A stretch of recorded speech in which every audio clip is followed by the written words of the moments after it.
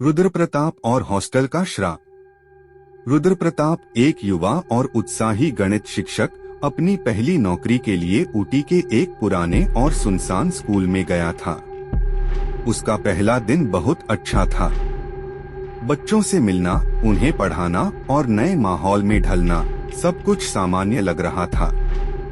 लेकिन हॉस्टल में रात बिताने को लेकर उसके मन में कुछ अजीब सा डर था। आज पूर्णमासी की रात थी।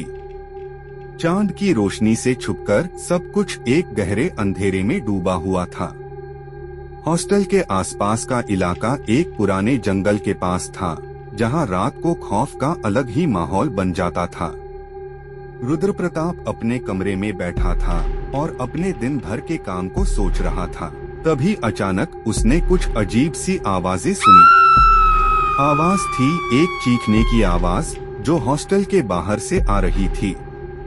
रुद्र प्रताप ने अपनी आंखें बंद की और लगा जैसे कोई छात्र मुसीबत में हो, मदद के लिए चिल्ला रहा हो।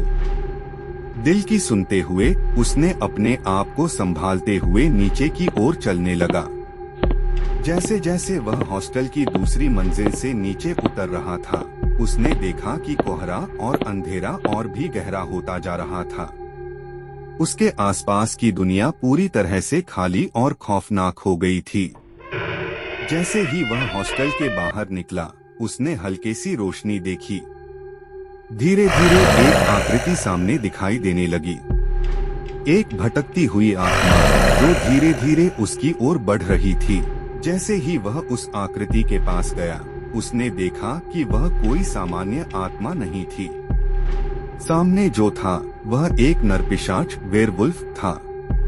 उसके बाल झड़े हुए थे, दांत तेज और आंखों में लाल चमक थी। उसका शरीर काफी बड़ा था और वह अपने भयानक दांतों को दिखाते हुए उसके पास आता जा रहा था।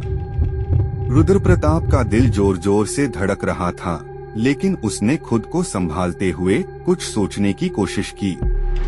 तभी कुछ अजीब हुआ। वह नरपिशाच रुक गया। उसने अपने दांतों को अंदर कर लिया और अपने चेहरे को थोड़ा प्यार भरी नजरों से धीरे से रुद्र प्रताप की ओर देखा। रुद्र प्रताप का मन पूरी तरह से हिल चुका था। आंखों के सामने एक अजीब दृश्य था।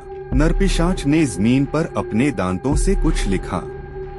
रुद्र प्रताप उसके पास गया और देखा तो वह लिखा था, रुद्र प्रताप की मृत्यु जो समय आएगा कभी भी इस हॉस्टल के अंदर ही मिलेगी।